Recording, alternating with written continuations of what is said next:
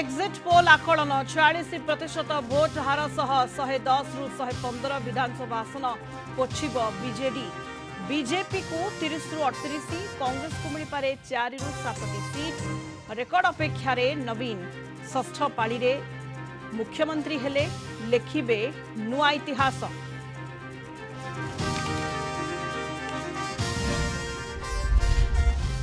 Counting centre तैयार, कड़ा सुरक्षा बल राज्य में 168 केन्द्र में हेब भोट गणति। 69 स्ट्रांग रूम रे ईवीएम भितर रही 1492 प्रार्थी भाग्य।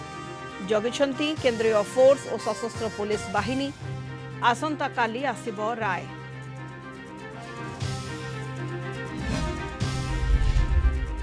भोट गणति पाई आरंभ होईछि काउंटडाउन। नेतांक छाती धड़पड़, विजय पराजय को नहीं बढ़ुछि आशा आशंका। अधिकांश आसन में होईछि कड़ा टक्कर।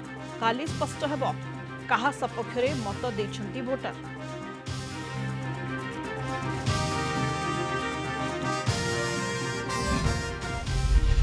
राति अधरे कालबैशाखीर तांडव, बिजुली घड़घड़ी सह 2.5 घंटा धरी प्रबल वर्षा पवन। ट्विन सिटी रे जलार्णव स्थिति। पारड़ाखेमुंडी में व्यापक क्षयक्षति। गछपुड़ी रास्ता अवरोध। विभिन्न स्थान में वज्रपात 6 मृत। गरम गुड़गुड़ी मिला आश्वस्ति।